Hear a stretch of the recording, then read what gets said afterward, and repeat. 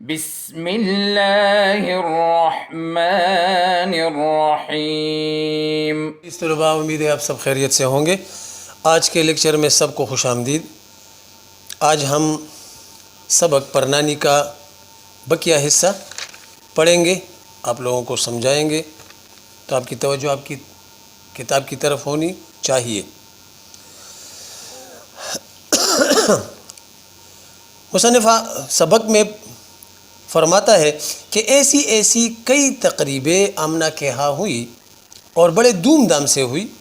مال مفت دل بے رحم، یعنی ایزی کم ایزی گو، یعنی آسانی سے جو مال آیا ہوا ہوتا ہے وہ آسانی سے ہی چلا جاتا ہے، اس پر دل کبھی خفا نہیں ہوتا۔ خوب دل کھول کر روپیہ خرچ کیا، احمد مرزا کی اپنی کمائی ہوتی تو دل بھی دکھتا۔ پرنانی بیچاری کا اثاثہ تھا، اس کی میراث تھی، یا اس کے لیے اس کا بینک بیلنس تھا۔ چند ہی روز میں بڑھیا کی جائیداد کا لگ گیا، یعنی اس کو پر لگ گئے اور فشو ہو گیا، ختم۔ پہلے رہن کی، یعنی پہلے اس کو پیسوں کے بدلے رہن رکھا گیا، جس کو ہم پٹھان لوگ گاڑا بھی کہتے ہیں، پھر فروخت ہوئی اور پھر بیچ دی گئی۔ صرف یہ رہنے کا مکان اور اس سے ملحق بازار کی رخ کی 11 دکانیں رہ گئی، یعنی یہ مکان رہ گیا جس میں وہ رہ رہے تھے، اور اس مکان کے فرنٹ میں جو 11 دکانیں تھیں وہ رہ گئی تھی۔ چھوٹے لڑکی کو گھوڑی چڑھانے کے لیے جو 2000 روپے قرض لیے تھے، یعنی چھوٹے لڑکے آمنہ کے جو چھوٹا بیٹا تھا اس کو گھوڑی چڑھانے یعنی شادی کے لیے جو 2000 روپے اس کے والد صاحب نے قرض لیے تھے، اس کا تقاضا شروع ہوا۔ قرض دار آنے لگ گئے، اس کو تنگ کرنے لگے۔ بڑی لڑکی کا کار خیر ضروری تھا، یعنی بڑی لڑکی کی شادی بھی ضروری تھی۔ لڑکے والوں کا اصرار اور اپنے دل کی خوشی کا موقع کیوں کر ہاتھ سے دیا جاتا۔ فکر ہوئی کہ اس مکان کو بھی 1 2 3 کر دینا چاہیے، یعنی اس کو بھی ختم کر دینا چاہیے یا اس کو بیچ دینا چاہیے۔ اتنے بڑے ڈنڈار مکان، یعنی اتنے بڑے ویران مکان کی کیا ضرورت ہے؟ لالا جکومل نے 50,000 لگائے ہیں، یعنی وہاں کا ایک بنیا تھا، ایک ہندو بنیا جو تھوڑے پیسے دے کر قیمتی چیزوں کو خریدا کرتے تھے، جس کو ہم لوگ پٹھان لوگ بڑیاں کہتے ہیں، تو اس کا نام تھا لالا جکومل۔ تو اس نے ویسے بھی اس کی قیمت کا اندازہ لگا لیا تھا۔ 40,000 کی اچھے موقع کی جائیداد خرید لیں گے تو 250 کا کرایہ ہو جائے گا۔ انہوں نے آپس میں مشورہ کیا کہ چلو ہم یہ بیچ کر 200-250 کرائے کا مکان لے لیں گے، اس میں رہیں گے، باقی 10,000 میں قرض ادا کرنے کے بعد لڑکی ودا ہو جائے گی، یعنی اس کی بڑی لڑکی کی رخصتی ہو جائے گی۔ خود قرول باغ میں، یعنی قرول باغ وہاں پر ایک علاقہ تھا، وہاں پہ کسی جگہ کا نام ہے، سستا مکان لے کر جا رہیں گے، وہاں پر سکونت اختیار کر لیں گے، کرائے پر رہیں گے۔ اللہ اللہ خیر صلی اللہ، یہاں پر یہ محاورتاً استعمال ہوا ہے، یعنی اللہ خاتمہ خیر سے کرے۔ لیکن دشواری یہ تھی، مشکل یہ تھی کہ اس کا قبالہ، یعنی گھر کے جو کاغذات تھے، گھر کا جو انتقال تھا یا گھر کی جو رجسٹریشن تھی، قبالہ سے مراد گھر کے کاغذات ان کے پاس نہ تھے، اور بغیر قبالہ دے کے خریدے کون، یعنی کاغذوں کے بغیر، ڈاکومنٹس کے بغیر گھر کون خریدے گا؟ جب پانی گلے گلے آ گیا اور قرض خواہوں نے ناک میں دم کر دیا تو پرنانی کی طرف متوجہ ہوئے۔ کوٹلی کا کونا کونا چاند مارا، بڑھیا کا گڑ گو دڑ دیکھ ڈالا، سارا کباڑ جو تھا اس کا بھی وہ چیک کر لیا۔ آخر کہنا ہی پڑا کہ نانی اماں تمہارے داماد کی آبرو پر بن گئی ہے، یعنی اس عزت پر بنائی ہے، مکان کی بات چیت ہو رہی ہے، قبالہ دے دو گی تو جان بچ جائے گی، ورنہ یہ زہر کھانے کو تیار بیٹھے ہیں۔ پھر اس کی جو نواسی تھی وہ پرنانی کے پاس گئی اور کہا کہ قرض دار ہمیں تنگ کر رہے، میرا شوہر ایسا نہ ہو کہ خودکشی کر لے، زہر کھا لے، تو آپ مہربانی کر کے ہمیں گھر کے کاغذات دیجئے تاکہ ہم اس کو بیچ دیں۔ مگر بڑھیا ٹس سے مس نہ ہوئی، یعنی وہ اس نے کوئی پرواہ نہ کی اس کی بات پر۔ غرض باولی ہوتی ہے اور مطلب جو ہے وہ بھی بندے کو دیوانہ کر دیتی ہے، باولا کر دیتی ہے۔ اب بڑی بی کی خاطریں ہونے لگی، اس کی بہت زیادہ خاطر و مدارت ہونے لگی۔ دونوں وقت آمنہ خود کھانا لے کر آتی اور جب تک بڑی بی کھاتی وہ پاس بیٹھی ہوئی خوشامد کیا کرتی۔ امنہ کے پاس بھی آتے جاتے مزاج پوچھتے اور دن میں 1-2 مرتبہ منت خوشامد سے قبالے کی بابت اس کے بارے میں دریافت کرتے۔ پرنانی ٹنڈے سانس بھرتی اور کچھ کہہ دیتی، کبھی کچھ، یعنی پرنانی جو تھی وہ بھی کبھی ان کو کچھ کہتی، کبھی کچھ، یعنی کبھی دینے کے لیے کچھ کی باتیں کرتی، کبھی نہ دینے کی باتیں کرتی۔ اس طرح کئی ہفتے گزر گئے۔ ایک دن صبح کو آمنہ اور اس کا خاوند دونوں مل کر پرنانی کے پاس گئے اور حد سے زیادہ گڑ گڑائے، بہت زیادہ فریاد کی۔ تو بڑھیا نے صرف اتنا کہہ کر جنہیں تم چھیتڑے جان کر پھینک دیا تھا وہ سب مکانوں کے قبالے تھے، یعنی جن چیزوں کو تم لوگوں نے گڑ گودڑ یا کباڑ سمجھ کر، چیتڑے سمجھ کر، پٹے پرانے کپڑے سمجھ کر پھینک دیا تھا، وہ سب مکان کے کاغذات تھے۔ انہی میں سے اس مکان کا کاغذ بھی تھا، وہ لا دو تو نکال دوں۔ ان باتوں سے دونوں میں ابھی مایوس ہو گئے اور مطلب براری یعنی کام نکالنے کی دوسری ترکیبیں سوچنے لگے۔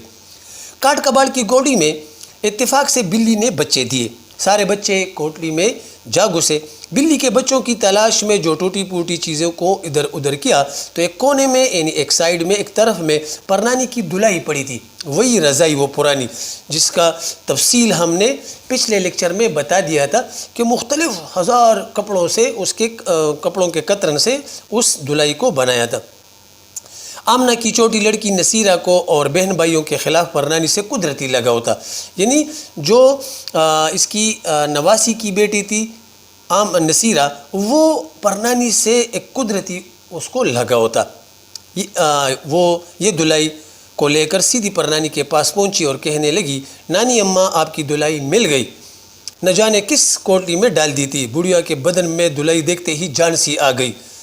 دھلائی کو کلیجے سے لگایا، یعنی رضائی کو اپنے سینے سے لگایا اور نصیرہ کو لاکھ دعائیں دی۔ دھلائی کے چھن جانے سے پرنانی کے بڑھاپے میں جو دیوانگی سی پیدا ہو گئی تھی کم ہو چلی۔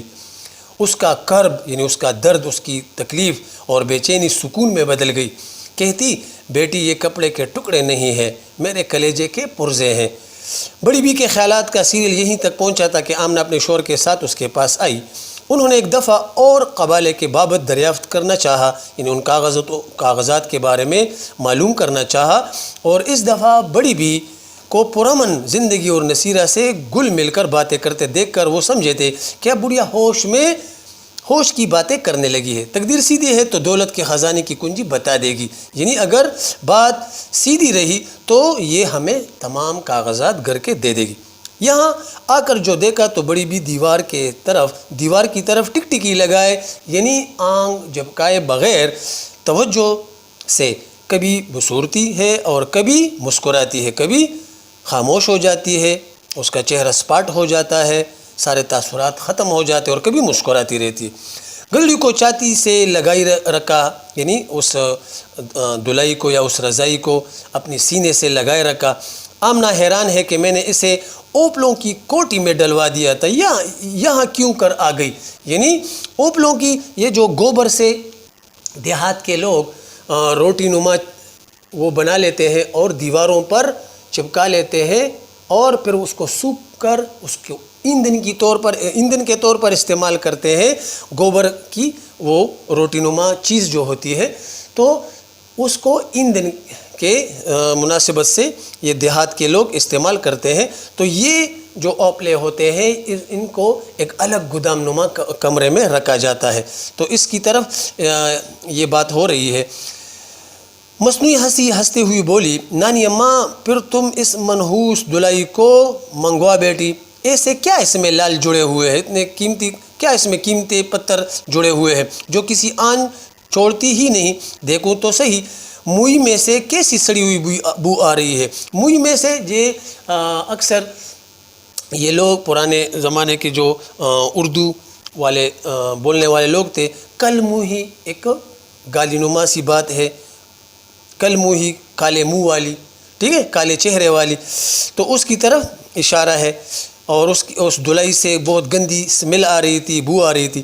نصیرہ جا الگنی پر سے ساٹن کی دھلائی اتار لا۔ تو وہ پھر اس نے اپنی بیٹی کو کہا کہ جا اور الگنی سے مراد پرانے زمانے میں گھروں میں سٹینڈ نما ایک چیز ہوا کرتی تھی جس میں صحن میں ان دو سٹینڈوں کو رکھ کر اس پر ایک رسی اس پہ لگائی جاتی تھی اور اس پہ کپڑے ڈالتے تھے، سوکھنے کے لیے کپڑے ڈالتے تھے، یا کسی بڑی رسی کو گھر میں جس طرح آج کے دور میں ہم اکثر کرتے ہیں، اوپر کمروں کے اوپر کوٹوں پہ تار یا رسی باندھ کر اس پر کپڑے سوکھنے کے لیے ڈالتے ہیں، یا دیوار پر ڈالتے ہیں جس کو پشتو میں تناب بھی بولتے ہیں، ٹھیک ہے۔ آگے وہ کہتے ہیں کہ نصیرہ دوڑ کر ساٹن کی دلائی لے آئی، آمنہ نے یہ دلائی بڑھیا کو اڑا کر یعنی اس کو پیر ڈال کر اس کی گدڑی چین لی، اس کی وہ پرانی جو دلائی تھی وہ چین لی، اور نصیرہ کو دے کر کہا کہ جا اسے کوڑے پہ ڈال لے۔ 2-4 منٹ تو پرنانی اس آفت ناگہانی کا مقابلہ کر سکی۔ آفت ناگہانی یہ جو اچانک آفت آ گئی تھی۔ نصیرہ کی طرف ہاتھ بڑھائے، چپ چاپ دیکھتی رہی، پھر ایک ٹھنڈا سانس لے کر کہا، بیٹی میری جان نہ نکال، اس میں میرے بہت سے پھولوں کی بو بسی ہوئی ہے، جیتے جی اس کو مجھ سے نہ چھینو، صبح کا چراغ ہوں، پھونک مار کر کیوں بجھاتے ہو، یعنی ویسے بھی میری زندگی کا کوئی بھروسہ نہیں، آج نہیں تو کل مر جاؤں گی، تو اپنے ہاتھوں سے مجھے کیوں مرواتی ہو، خود بجھ جائے گی۔ یہ ایسی باتیں تھی کہ آمنہ کی طرح سنگ دل کے بھی آنسو نکل پڑے، اور احمد مرزا جیسا مطلب کا بندہ بھی متاثر ہوئے بغیر نہ رہ سکا۔ آمنہ نے نانی کے گلے میں باہیں ڈال دی، خون میں ابال آیا، آنکھوں نے سچی محبت کا اظہار کیا اور بڑے دل کو مضبوط کر کے بولی، نانی اماں میں نے آج تک جو تمہارے ساتھ خطائی کی ہے اپنی بیٹی رقیہ کے صدقے میں معاف کر دو، میں شرمندہ ہوں کہ میں نے تمہارے ساتھ اچھا سلوک نہیں کیا، میں تم سے قبالہ یعنی یہ گھر کے کاغذات کبھی نہیں مانگوں گی، تم کڑو نہیں یعنی تم زیادہ تکلیف مت اٹھاؤ، تم زیادہ غمگین نہ ہو، تم زیادہ ناراض نہ ہو، دل کو دل سے راہ ہوتی ہے، آنسو اگر جھوٹے نہ ہو تو بڑی قیمت رکھتے ہیں۔ بڑی بی کو معلوم ہوا کہ اس کی دنیا بدل گئی ہے، اس کو آمنہ میں جنت کی حور نظر آئی، اور اس نے اپنے تھرتھراتے ہوئے یعنی اپنے کامتے ہوئے ہاتھ، اکثر یہ ضعیف لوگ جو ہوتے ہیں ان کے ہاتھ، ان کے نرز جو ہوتے ہیں، ان کے اعصاب جو ہوتے ہیں وہ کمزور ہو جاتے ہیں، تو سارا جسم کپکپاہٹ آ جاتی ہے، ہاتھوں سے اس کی بلائی لی، اس طرح کرتے ہیں، بلائی لی، گلے لگایا اور پیار کیا۔ یہ منظر دیکھ کر احمد مرزا بھی ننھی ساس کے قدموں میں گر پڑا اور اپنی خطاؤں کا اعتراف کیا۔ بڑی بی نے انہیں بھی دعائیں دی۔ نصیرہ نے اپنی زندگی میں یہ نیا تماشا دیکھا تھا۔ نصیرہ اس کی پر نانی جو تھی، آمنہ کی جو بیٹی تھی، وہ کبھی دوسری کو روتا دیکھ کر رونی صورت بنا لیتی تھی، کبھی بے چین ہو کر ادھر ادھر دیکھنے لگتی تھی۔ جب ندامت اور خوشامد گلے مل چکے، یعنی جو ندامت تھی اور خوشامد تھی، نصیرہ اور احمد مرزا کی بات ہو رہی، اور نصیرہ نے اپنی ماں کو یہ کہتے ہوئے کہا کہ نانی اماں اب تو آپ ناراض نہیں، کہو میری جان کی قسم، اور پر نانی کا یہ جواب کہ نہیں آمنہ تیری جان کی قسم، میں تم سب سے خوش ہوں، میرا تمہارے سوا ہے کون۔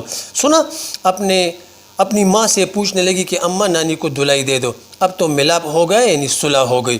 ماں نے بیٹی کی طرف اور نانی نے نواسی کی جانب ایک عجیب انداز سے دیکھا۔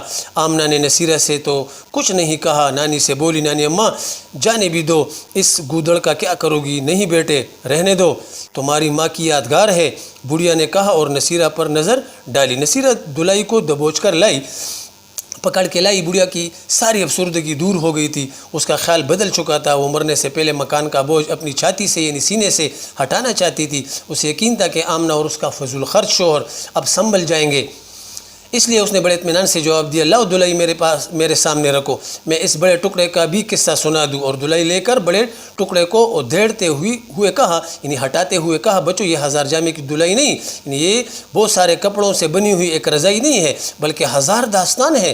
پیازی رنگ کے ٹکڑے کو الگ کر کے حبہ نامہ یعنی جو گھر کا انتقال تھا یا گھر کی رجسٹریشن تھی، ہاتھ میں لے کر کہا، یہ اس کی قبر ہے، یعنی یہ جو کپڑا میں ہٹا رہی ہوں، اس کے اندر جو یہ کاغذات پڑے ہیں تو یہ کپڑا اصل میں ان کاغذات کا قبر ہے، لو نانی صدقے، اور نانی کا مکان تم پر صدقے، لیکن دوسری جائیداد کی طرح اس کی بربادی کے پیچھے نہ پڑنا، کہیں ایسا نہ ہو کہ سر چھپانے کا یہ جھونپڑا اور روٹی کھانے کا سہارا بھی چلا جائے۔